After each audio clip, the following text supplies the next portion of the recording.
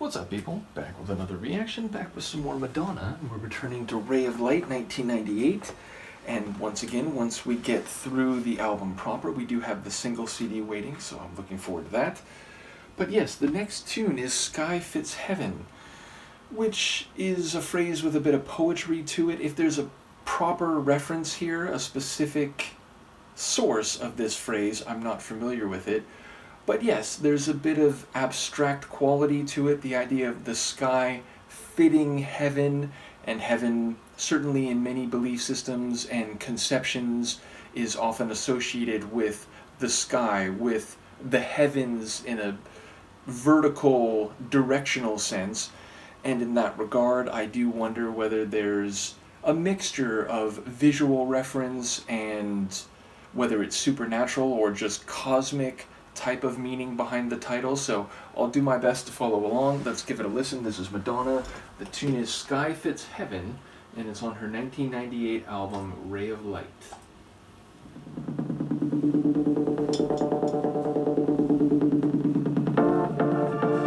Sky fits heaven so flight. That's what the prophet said to me. Child fits mother, so hold your baby tight. That's what my future could see. Oh. Sounds like the kick drums turned around.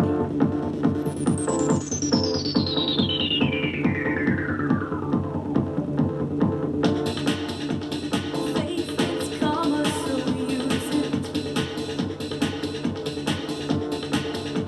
That's what the wise man said to me. Love fits virtue, so hold on to the light. That's what our future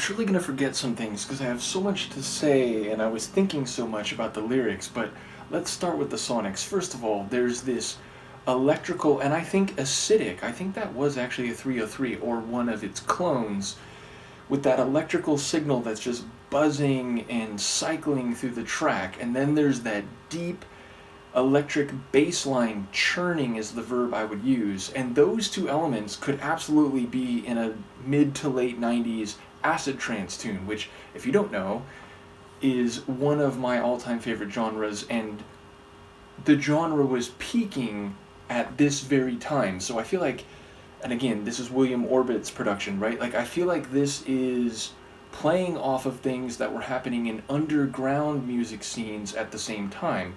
So I'm very impressed by that. Number two, there's some like atmospheric chords which have a bit more of like a melodic, like jazz trance is too strong of a word. They're not really jazzy per se, but they give a bit different feel. They're a bit less driving and electric and wicked than that acid line and the lower end electronic churning bass.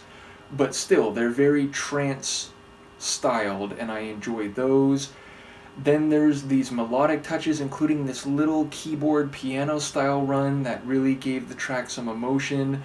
There's the sections where it thins out very quickly, especially like when she says, and it's a very good place to be, or something to that effect, because it really sort of gets more minimal and intimate. And then we have those drum and bass cycles, which, I mean, throughout the tune, large parts of the track, there's like this drum and bass breakbeat drum rhythm going. And I enjoy, again, when it that line about it's a very good place to be, and then it cycles especially loud, it flourishes, and then goes back into the kick drum, which again, the kick drum, and there's a lot of trance and techno tunes that do this, but they turn the kick around so that the fiercest, most impactful part of the kick drum comes on the back end, which is a bit like counterintuitive. You can kind of feel the difference. Most kick drums in trance and techno, the real pop of the kick drum is at the front end, and then you feel the reverberation, the thump of the kick drum as the rest of the kick plays out.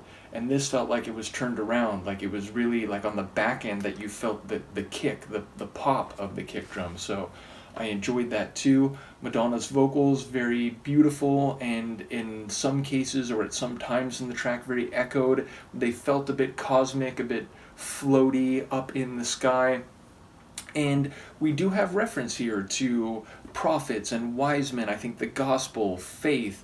And so I feel like it is playing off of the idea of heaven as a supernatural concept, and also teleology, like, you know, what the future should be, where we're all headed. And indeed, I think that is not only something that's conceptual, but we're given a visual reference. The idea of, you know, she's on this road, looking at the signs as they pass, trying to follow the sun, this ray of light, and then she makes the observation that we're all kind of running parallel. Everyone is on their own road, following the signs, you know, seeing the signs. And again, you can view that as like a, you know, traffic sign type of visual metaphor, but also signs in a maybe supernatural, teleological, or at least conceptual sense.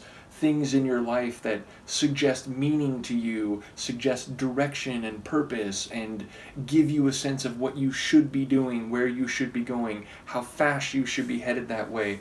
So playing off of the concept of heaven, both in terms of a visual reference, but again, seemingly in terms of belief, whether that's more overtly supernatural or not. The idea of a ray of light, the album and title track seemingly being relevant here, you know, following that and following your heart where you think you should be going.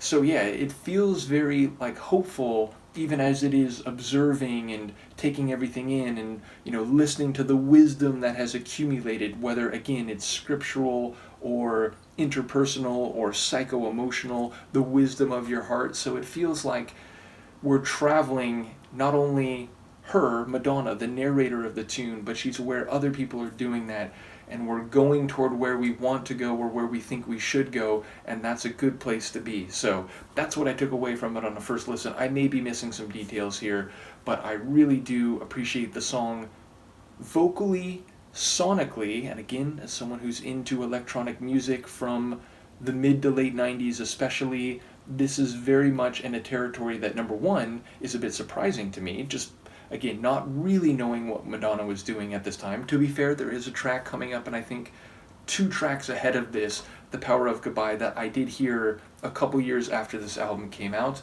and I'm very much looking forward to reconnecting with. But as someone who was going to rave parties at this exact time where acid trance and hard trance and acid techno was being played, there's production here that is surprisingly close to home for me, so to speak. So yeah, I loved it sonically, vocally, lyrically to the degree I understood it, and just in terms of the overall sequencing, the chronology of the track, fantastic. So from Luca, the Sleeping Cat, and I, let me know what you think, and I will see you next time. Peace.